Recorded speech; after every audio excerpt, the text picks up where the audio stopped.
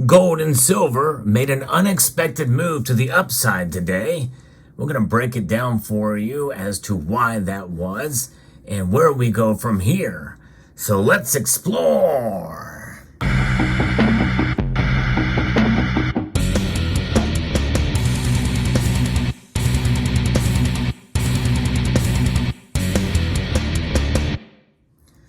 Gold and silver react to economic data that are published by government institutions. The latest comes from the Bureau of Economic Analysis under the U.S. Department of Commerce.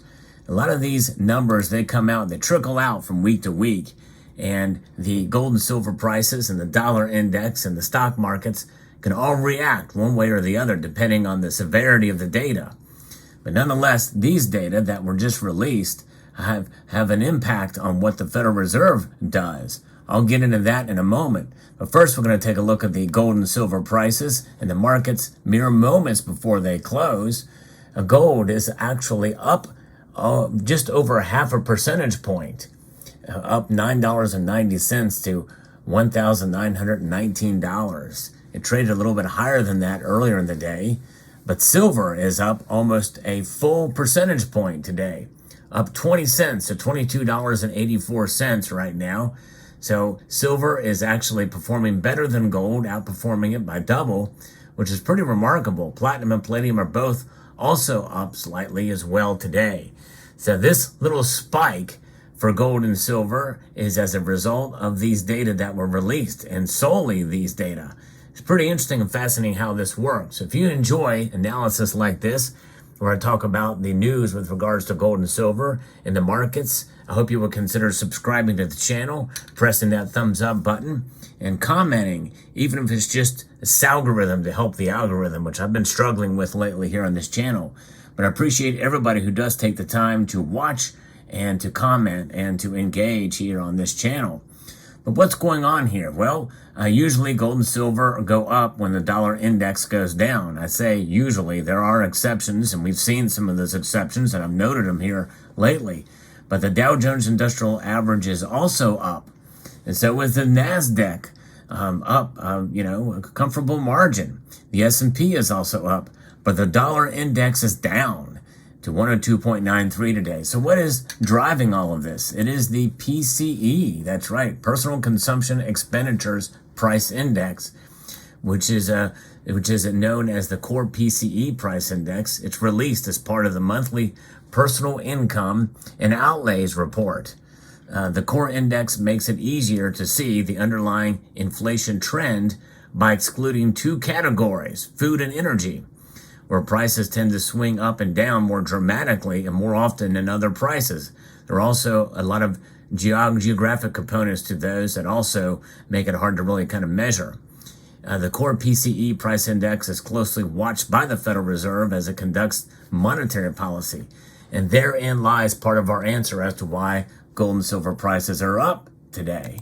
And because these contribute to the Consumer Price Index, which is measured in all of the districts, all 12 of them, the Federal Reserve districts, and they come together to average out what that inflation rate is going to be, CPI.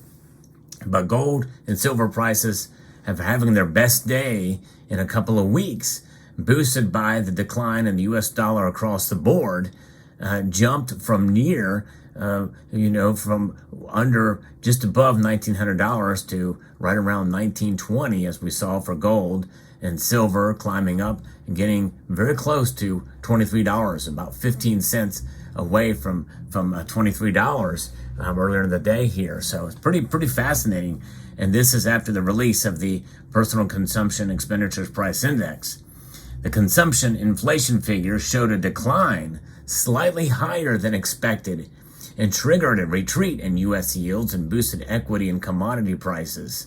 So what happened? The U.S. core PCE fell in May to 4.6% on an annual basis from 4.7%, while the headline dropped from 4.6 to 3.8%. So those figures essentially softened the Federal Reserve rate hike expectations for the next meeting. And that means that we may not see another rate hike, even though they said they were going to do it. This is something that works against it, So that means that gold and silver celebrate and go up because of it, because if nothing hold them down, with another rate hike would do. The focus now turns to the U.S. labor market data, which will come next week, and that includes the ADP jobless claims and the non-farms payroll report that'll come in Thursday and Friday of next week. So it's pretty fascinating how this stuff plays out and how it can play a role there.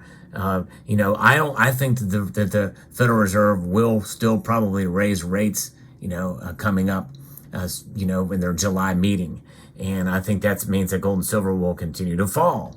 So I think the expectation, this thing works against that potential for yet another pause. But Jerome Powell has been pretty clear that he thinks that they're going to do at least 2 more rate hikes, which means likely to have 2 consecutive months of pauses is unlikely, I think, at this point. I would be surprised if that were the case, which means that I think today's rise in gold and silver prices will be short-lived. Now, I could be wrong, but I do believe we're going to have a summer of relatively low gold and silver prices, which means that even though there wasn't a surge, it wasn't a huge spike. I mean, it was a slight spike, a surprising spike, but I don't think this is the time to buy. I think we're going to see more lows coming very, very soon. In fact, next week, I think these prices will come right back down. Now, that's just my personal opinion. I am not an economic advisor. I don't have a crystal ball, although I do have a small now crystal sphere for Brazil, as you've seen in a recent video for fun. But nonetheless, I make these analytical comments just for entertainment value, or kind of what I think.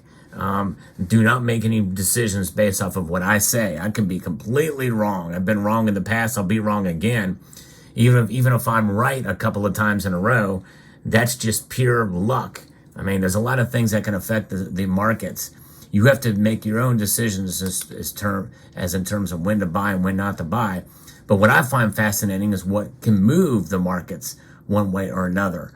And right now, the PCE is ruling the day, and it's there because of what these numbers have given us. But the thing is some of these numbers can be revised backwards or downwards. Remember, these data that are published and put out, what are they telling us? Is there some truth to them? I think there is. I think it's based off of truth, but numbers can be twisted and turned and cooked up. Hence why we call it the chefs at the Cook the Books clubs. So all of these 3-letter agencies, such as the BEA, the BLS, everything else in between, they're all one big old restaurant cooking up for us some of these numbers.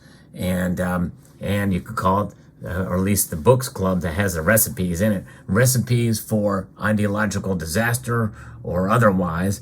In other words, these numbers are put out to push a narrative one way or the other. It happens on both sides. I recognize that. You got to be intellectually honest when you're looking at these things, because a lot of it really is political, which means that politics can drive prices one way or the other.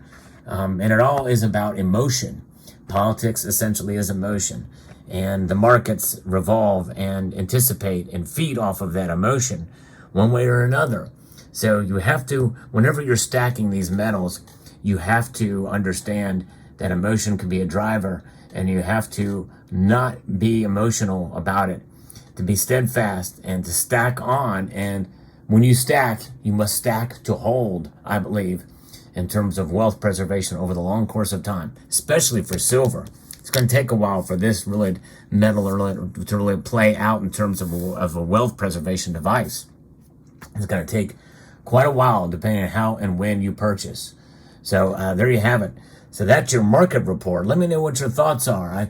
I really appreciate the engagement with the viewers here on this channel. And I will say I am trying to grow the channel. And when I talk about precious metal markets and the like and other things, I posted some recent videos, some of which are more philosophical. And I hope you will take the time to look through some of those in recent days. Because I think overall, I love doing videos like that where I talk about the fundamentals of precious metals, why you should stack, why you should continue to press on with metals. I want to try to encourage the community, and I appreciate my faithful viewers who watch many of you on a daily basis. I can't tell you how much I appreciate that. I'm also trying to grow the channel as well to get new viewers as well. So I hope you enjoy the content here as we press on. But there's your market report for the day. And to recap, I think that this little surprising increase, even though not by much, I think we're going to see a correction even from it starting next week. Now, one other thing I want to make you aware of is I do a Sunday night market watch every Sunday night when the markets open up in Shanghai and Hong Kong. So I hope you will join me for that. So it'll be very interesting to see if this pullback will happen as early as Sunday night at 6 p.m. Eastern time, or will it happen later on in the week as we anticipate the release of these other numbers I talked about earlier. Let me know what your thoughts are in the comment section below. I want to extend a multitude of gratitude to each and every one of you for taking the time to watch this video, and to please rate this video. That means press the thumbs up button down below, share it, comment, and subscribe.